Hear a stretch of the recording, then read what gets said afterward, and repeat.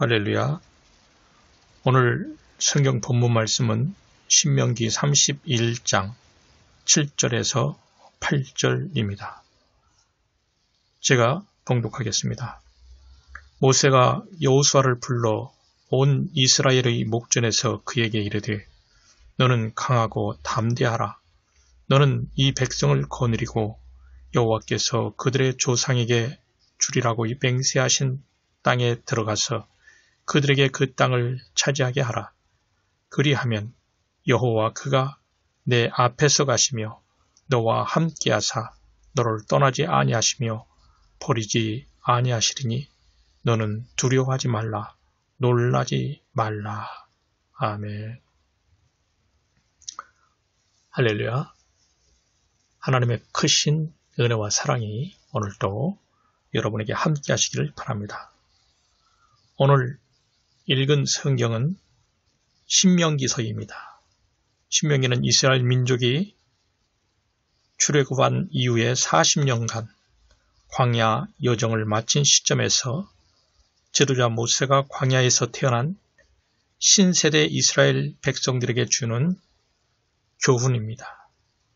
즉 광야 생활을 회고하며 약속의 땅 가나안 땅에서 지켜야 할 하나님의 율법을 설교 형식으로 전달하는 내용입니다. 신명기에서 40여 차례, 또 신약성경에서 80여 차례에 걸쳐서 신명기의 저자가 모세임을 말해줍니다. 예수님께서도 신명기의 말씀을 인용하시며 광야에서 마귀를 물리치신 바 있습니다. 신명기의 기록 시기는 BC 1407년경으로 추정됩니다. 그러니까 지금부터 3427년 전에 신명기가 기록되었다고 그렇게 볼 수 있습니다. 기록 장소는 가나안 입성 직전 요단 동편의 모압 평원으로 추정됩니다. 본문에 보면은 여호와라는 단어가 나옵니다. 여호와는 하나님의 이름입니다. 그 뜻은 스스로 있는 자, 나다라는 뜻이 있습니다. 하나님의 이름에는 하나님의 영원하심과 자존하심의 의미가 포함되어 있습니다. 여호와 하나님의 속성으로 여러 가지가 있습니다. 그 속성을 하나씩 살펴보도록 하겠습니다. 첫 번째로 하나님은 절대적인 주권을 가지신 분이십니다. 로마서 11장 36절에 보면은 만물이 주에게서 나오고 주로 말미암아 주에게로 돌아갑니다. 그에게 영광이 세세에 있을지어다. 아멘. 이런 말씀이 있습니다. 하나님께서 만물을 창조하시고 섭리하시고 심판하실 분이라는 그런 의미가 이 말씀 속에 있습니다. 하나님의 절대 주권성을 인정한다면 우리는 하나님을 경외하고 그 명령을 지키며 살아야 한다고 전도서가 그렇게 말하고 있습니다. 하나님께서는 세상 사람들을 죄에서 구원하시기 위해서 하나님의 독생자 예수 그리스도를 보내시기까지 이 세상을 사랑해 주셨습니다. 우리 또한 세상에 깊은 관심을 가지고 이웃을 사랑하는 삶을 살아야 될 것입니다.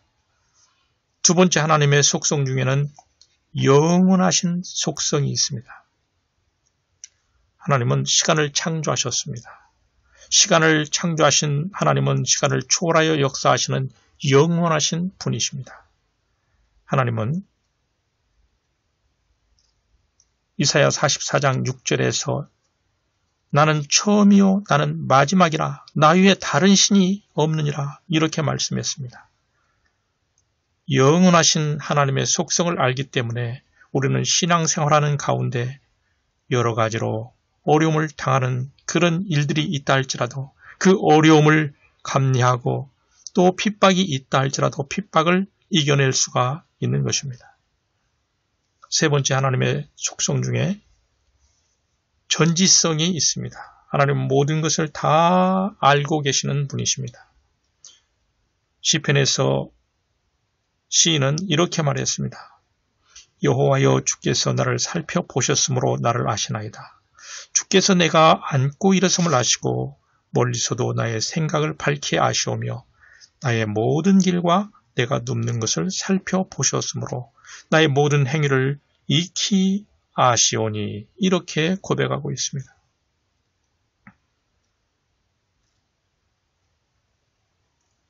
하나님이 아닌 다른 신들은 앞일을 알지 못하지만 하나님은 다른 신들과 달리 앞일을 아시는 분이라고 성경은 말하고 있습니다. 앞에 다가올 일 미리 아는 것을 예언이라고 합니다. 구약 성경에는 333개의 예수님에 대한 예언이 나오는데 재림만을 빼고 다 성취되었습니다. 구약 성경에는 선지자를 통해서 성읍과 나라와 사건 등에 대해서 2000개 정도의 예언이 나옵니다. 성경학자들은 그 예언들이 거의 다 성취되었다고 그렇게 말합니다. 하나님은 모든 것을 다 알고 계시는 분이시며 앞의 일들도 다가올 일들도 다 알고 계십니다. 네 번째, 하나님의 편재성입니다. 하나님은 어느 곳에나 계실 수 있습니다. 예레미야 23장 24절 보면은 예레미야 선지자는 이렇게 말했습니다. 사람이 내게 보이지 아니하려고 누가 자신을 은밀한 곳에 숨길 수 있겠느냐? 여호와가 말하노라 나는 천지에 충만하지 아니하냐. 천지에 충만하신 하나님 앞에서 우리는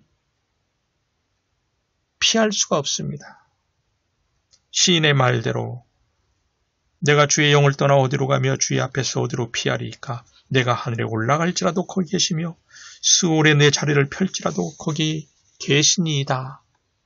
이렇게 우리는 시인의 고백에 동의할 수 있고 고백할 수가 있습니다. 다섯 번째, 하나님은 전능하신 분이십니다. 시편의 말씀에 보면은 주는 위대하시며 능력이 많으시다고 그 지혜가 무궁하시다고 그렇게 말하고 있습니다. 하나님의 이런 속성을 할 때 우리는 절망에 빠지지 않고 하나님의 능력을 의지할 수 있습니다. 여섯 번째, 하나님은 변치 않으시는 분입니다. 하나님은 한결같으시고 주님의 연대는 무궁하다고 시인은 말하고 있습니다. 하나님은 섭리는 다양해도 우리를 사랑하시는 그의 백성을 사랑하시는 그 사랑은 한결같으십니다. 사도 바울은 변치 않은 하나님의 사랑 때문에 어떤 상황도 극복할 수 있다고 그렇게 고백하고 있습니다. 히브리서 13장 8절은 예수 그리스도는 어제나 오늘이나 영원토록 동일하시다고 그렇게 말하고 있습니다. 그 하나님의 사랑 때문에 우리는 더욱더 하나님을 의지할 수가 있는 것이죠. 그 밖에 하나님의 성품적인 속성에는 사랑과 긍휼과 의로움이 있습니다. 이런 하나님의 속성을 우리가 알고 오늘 본문을 읽으면 더욱더 우리는 본문에 충실할 수가 있습니다. 오늘 본문은 출애굽에서부터 가나안 입성 전까지 이스라엘을 인도했던 120세의 지도자 모세가 가나안 정복을 앞둔 후계자 여호수아에게 주는 말입니다. 영원하시며 전지전능하시고 무소부리하시며 변치 않으신 여호와 하나님께서 내 앞서가시며 함께 하실 것이니 두려워하지 말고 놀라지 말라는 것입니다. 왜 하나님이 이스라엘의 앞에서 행하시며 그들과 함께 하시며 떠나지 않고 버리지 아니하실까요? 그 이유가 무엇일까요? 첫 번째는 하나님이 이스라엘의 조상 아브라함에게 그 땅을 그 후손들에게 주시겠다고 약속을 해 주셨기 때문입니다. 두 번째로 이스라엘 12지파는 하나님이 그들의 하나님이 되시고 그들은 하나님의 백성 되기로 두 차례나 언약을 맺었습니다.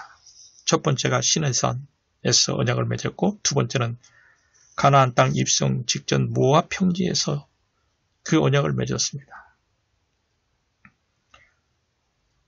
하나님은 이스라엘 민족의 하나님이 되고 이스라엘 모든 지파는 여호와께서 말씀하신 대로 다 따르겠습니다. 라고 하나님과 약속을 했습니다.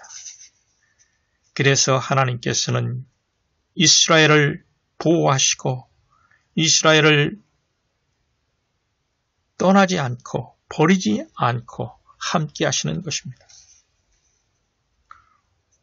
본문의 말씀은 3400년 전 말씀이지만 오늘날 하나님을 믿는 모든 크리스찬에게 적용되는 말씀이기도 합니다.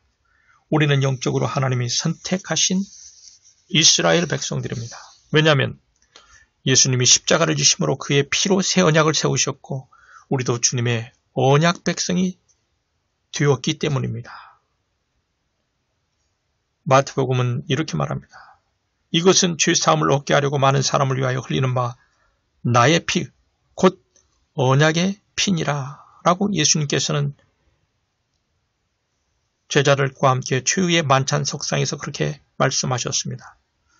누가복음도 그 사실을 이렇게 전하고 있습니다. 저녁 먹은 후에 잔도 이와 같이 하여 가라사대 이 잔은 내 피로 세우는 새 언약이니 곧 너희를 위하여 붓는 것이라. 아멘. 사랑하는 여러분, 이 시대에 우리는 예수 그리스도를 믿음으로 하나님의 자녀요 하나님의 백성된 사람들입니다. 하나님은 어제나 오늘이나 영원토록 변치 않으시기 때문에 본문의 약속의 말씀의 효력은 변함이 없습니다. 애굽의 종살이로부터 구원받은 이스라엘 백성에게 하나님께서 약속의 가나안 땅을 주셨다면 오늘날 예수님을 믿음으로 하나님의 백성된 사람들에게 약속의 가나안 땅을 주시는 것입니다. 약속의 가나안 땅은 어디일까요? 하나님을 예배하고 하나님을 경유하며 믿음으로 살고 있는 현재의 곳이 우리가 있는 그곳이 하나님이 주시는 약속의 가나안 땅이라고 볼 수 있습니다. 하나님이 오늘날 우리에게 주신 믿음의 가나안 땅에서 하나님이 주시는 복을 누리기 위해서 우리 삶에서 잊지 말아야 할 두 가지를 생각하면서 함께 은혜를 나눠보고자 합니다. 첫 번째, 하나님이 우리 앞서 가신다는 것을 잊지 말아야 한다는 것입니다. 여러분, 대학교에서 신입생이 입학을 하게 되면 학년 초에 재학생들과 꼭 친목을 도봉하기 위해서 MT를 갔습니다. MT를 교육하며 학과 임원들은 너댓 명이 일주일 전에 MT 장소를 답사하러 가서 MT에 참여할 학생들이 머무를 숙소를 계약하고 식사 등 여러 가지 행사 진행할 곳을 다 점검하고 준비합니다. 그렇게 하고도 MT 당일날 먼저 선발대가 앞서 출발해서 현장에 도착해서 MT를 진행할 최종적인 준비를 합니다. 그래서 일반 학생들은 당일날 참석하기만 하면 됩니다. 오늘 본문에 보면은 하나님이 내 앞서서 가신다고 그렇게 말하고 있습니다. 왜 하나님이 이스라엘에 앞서서 그렇게 가실까요? 첫 번째, 이스라엘 백성을 위해 준비하시기 위해서입니다. 성경 신명기에서는 이렇게 말하고 있습니다. 하나님께서 미리 가서 이스라엘 백성들이 텐트 치고 야영할 곳을 찾으신다고 말하고 있습니다. 광야 생활을 하는 이스라엘 민족은 남자만 60만 명이나 되었습니다. 전체적으로 규모가 한 200만 정도의 인구가 되었습니다. 광야에서 그 많은 사람들이 이동하면서 생존할 수 있도록 하나님은 앞서가시며 낮에는 구름 기둥으로 그늘막을 제공하시고 밤에는 불기둥으로 따뜻하게 그들을 지키셔서 그들이 사막의 열기와 한기로부터 건강을 지킬 수 있도록 지켜주시다고 말합니다. 하나님의 이스라엘 사랑이 얼마나 놀라운지 생각해 볼 수가 있는 말씀입니다. 우리가 낯선 곳에 여행 가서 구경할 때는 안내하는 사람을 따라다니면 잘 구경할 수가 있습니다. 하나님은 그의 백성보다 앞서가시면서 갈 길을 지시하시고 인도하시는, 안내하시는 하나님이십니다. 하나님은 이스라엘 백성이 광야를 지나는 40년 동안 만나와 메추라기로 그들을 먹이시고 신발과 의복이 헤어지지 않도록 보호해 주셨다고 성경은 말합니다. 이스라엘의 왕 다윗은 시편 23편에서 여호와는 나의 목자시니 부족함이 없다고 고백했습니다. 하나님은 오늘날 우리 인생길에도 선한 목자가 되어주셔서 우리를 인도해 주시는 분임을 믿으시기 바랍니다. 앞서 인도하시며 모든 장애물과 우리의 대적들로부터 보호해 주심을 믿으시기 바랍니다. 믿음의 가나안 땅에서 하나님이 주시는 복을 누리기 위해서 우리 삶에서 잊지 말아야 할 두 번째 사항은 하나님이 우리와 함께 하신다는 것입니다. 오늘 본문에서 함께 하신다는 말을 한 번만 사용한 게 아닙니다. 떠나지 않고 버리지 않는다고 강조하시면서 삼중적으로 표현합니다. 그러니 두려워 말고 놀라지 말라고 말씀합니다. 이스라엘 민족은 애굽 땅에서는 물이 풍부해서 발로 물을 내어 농사를 쉽게 지었습니다. 그러나 가나안 땅에 들어가서 그들은 발로 물을 대지 못했습니다. 가나안 땅은 하늘에서 내리는 비를 흡수해버리는 척박한 땅이었습니다. 그럼에도 불구하고 그것을 적과 꿀이 흐르는 축복의 땅이라고 말했습니다. 하나님이 그 땅에 때를 맞추어 이른 비를 내려주시고 늦은 비를 내려주셔서 풍성한 곡식을 얻게 하시기 때문입니다. 하나님의 시선이 그 땅에 머물렀기에 그 땅을 축복의 땅이라고 말했습니다. 하나님의 절대 돌보시는 은혜와 보호가 있는 땅이기에 축복의 땅이 되는 것입니다. 사랑하는 여러분, 신앙생활에 있어서 주님이 우리와 함께하는 상태가 축복의 가나안 땅의 삶입니다. 하나님의 구원을 확신하며 믿음으로 사는 삶이 영적인 가나안 땅의 삶입니다. 나뭇가지의 생명력은 나무에 붙어 있을 때만 가능합니다. 우리의 영적 생명력은 포도나무 되신 예수님께 붙어 있을 때만 유지됩니다. 내가 주님 안에, 주님이 내 안에 계신 상태가 바로 우리가 주님과 동행하는 상태입니다. 물고기가 물을 떠나서 살 수 없듯이 하나님의 백성이 하나님을 떠나서 살 수 없습니다. 우리가 주님께 붙어있고 주님의 말씀 안에 사는 삶이 영적인 가나안의 축복된 삶입니다. 성경의 역사는 초지일관 하나님이 함께하는 역사입니다. 구약은 하나님의 선민인 이스라엘과 하나님이 함께하신 역사입니다. 신약은 구약에서 약속하신 구원자 예수 그리스도께서 오셔서 함께하신 역사입니다. 신약 성경의 첫 번째 마태복음 1장과 끝장인 28장이 공교롭게도 함께하심을 말하고 있습니다. 마태복음 1장 23절에 보면 처녀가 잉태하여 아들을 낳으니 그 이름을 임마누엘이라 하리라. 이를 번역한즉 하나님이 우리와 함께 계시다 함이라. 마태복음 28장 20절에 끝장의 끝절에 보면은 볼지어다 내가 세상 끝날까지 너희와 함께 있으리라 그렇게 약속하고 있습니다. 임마누엘로 함께 하신 예수님이 세상 끝날까지 우리와 함께 하시겠다고 약속하고 있습니다. 예수님이 부활승천하신 후 성령님이 오순절 마가다락방에 오셨습니다. 성령님께서는 주님을 믿는 모든 사람에게 임하여 함께하여 주십니다. 그래서 우리가 신약 성경의 사도행전을 하나님이 함께하신 복음의 역사 성령 행전이라고 말하고 있습니다. 요한계시록은 성경의 마지막 책입니다. 마지막 책 22장의 20절에 보면 이런 말씀이 있습니다.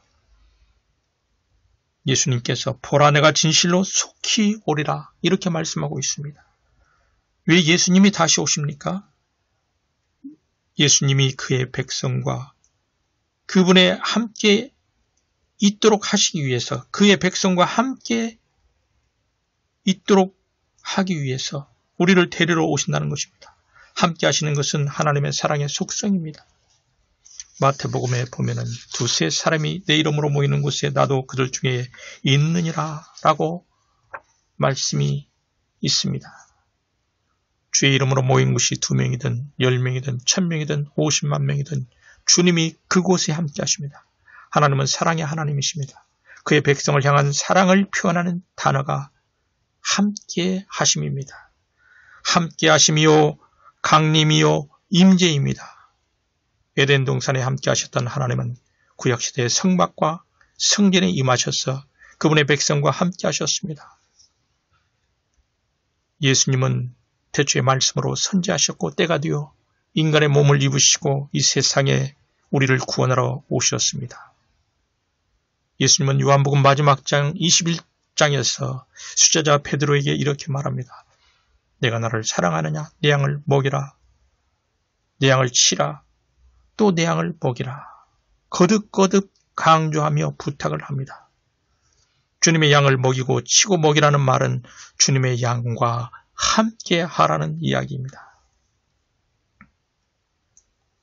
우리와 함께 하신 주님은 주님의 양들과 주님의 백성들과 함께 하라고 그렇게 부탁하고 있습니다. 사랑하는 여러분, 말씀을 요약합니다. 우리는 하나님께서 우리 앞에 가심을 항상 기억해야 할 것입니다. 하나님은 우리와 함께 하시며 떠나지 않고 우리를 버리지 않으심을 잊지 말아야 할 것입니다.